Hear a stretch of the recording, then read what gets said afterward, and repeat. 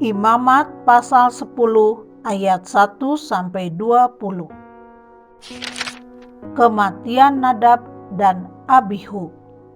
Kemudian anak-anak Harun, Nadab dan Abihu, masing-masing mengambil perbaraannya, membubuh api ke dalamnya, serta menaruh ukupan di atas api itu. Dengan demikian mereka mempersembahkan ke hadapan Tuhan api yang asing yang tidak diperintahkannya kepada mereka. Maka keluarlah api dari hadapan Tuhan, lalu menghanguskan keduanya sehingga mati di hadapan Tuhan. Berkatalah Musa kepada Harun, "Inilah yang difirmankan Tuhan. Kepada orang yang karib kepadaku, kunyatakan kekudusanku, dan di muka seluruh bangsa itu akan kuperlihatkan kemuliaanku." Dan Harun berdiam diri. Kemudian Musa memanggil Misael dan Elsafan,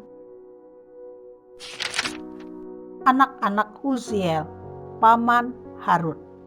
Lalu berkatalah ia kepada mereka, "Datang kemari, angkatlah saudara-saudaramu ini dari depan tempat kudus keluar perkemahan."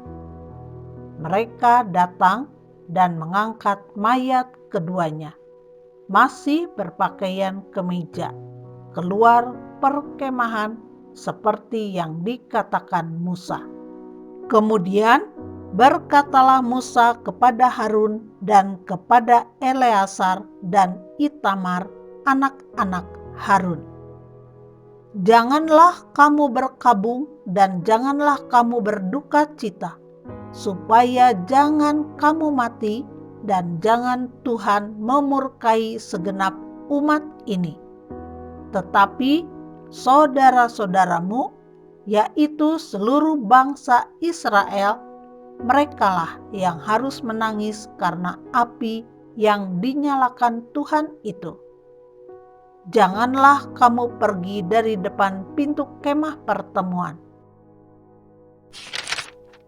supaya jangan kamu mati, karena minyak urapan Tuhan ada di atasmu." Mereka melakukan sesuai dengan perkataan Musa.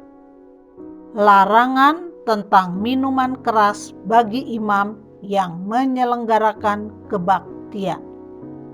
Tuhan berfirman kepada Harun, "Janganlah engkau minum anggur atau minuman keras, engkau serta anak-anakmu, bila kamu masuk ke dalam kemah pertemuan, supaya jangan kamu mati.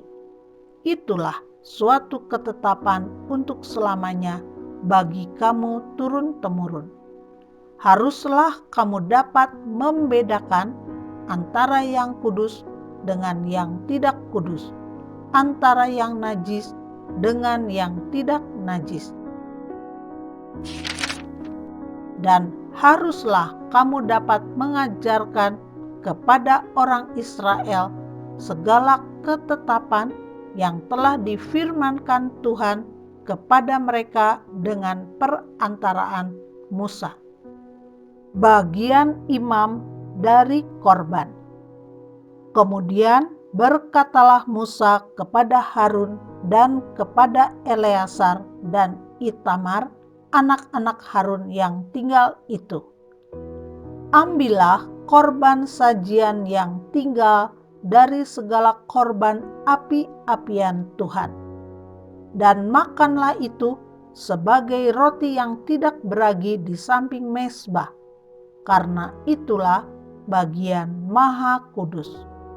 Haruslah kamu memakannya di suatu tempat yang kudus, karena itulah ketetapan bagimu dan anak-anakmu dari segala korban api-apian Tuhan, sebab demikianlah diperintahkan kepadaku."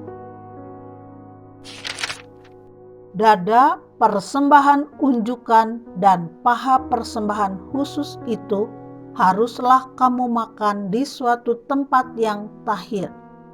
Engkau ini serta anak-anakmu laki-laki dan perempuan, karena semuanya diberikan sebagai ketetapan bagimu dan anak-anakmu dari segala korban keselamatan orang Israel.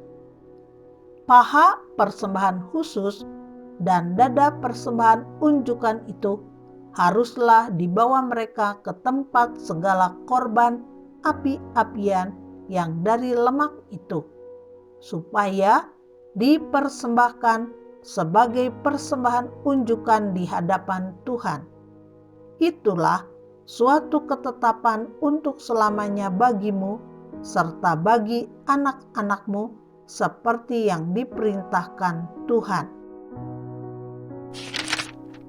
Kemudian Musa mencari dengan teliti kambing jantan korban penghapus dosa itu. Tetapi ternyata kambing itu sudah habis dibakar. Sebab itu dimarahinyalah Eleazar dan Itamar, anak-anak Harun yang tinggal itu. Katanya, "Mengapa tidak kamu makan korban penghapus dosa itu di tempat yang kudus? Bukankah itu sesuatu bagian maha kudus dan Tuhan memberikannya kepadamu supaya kamu mengangkut kesalahan umat itu dan mengadakan pendamaian bagi mereka di hadapan Tuhan? Lihat, darahnya itu tidak dibawa masuk ke dalam tempat kudus. Bukankah seharusnya kamu memakannya di tempat kudus seperti yang telah kuperintahkan?"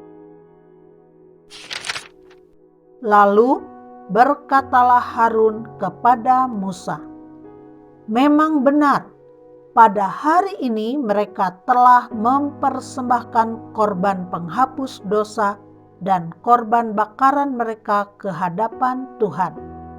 Tetapi hal-hal seperti tadilah yang kualami. Jikalau pada hari ini aku memakan juga korban penghapus dosa, mungkinkah hal itu disetujui oleh Tuhan?" Ketika Musa mendengar itu, ia menyetujuinya.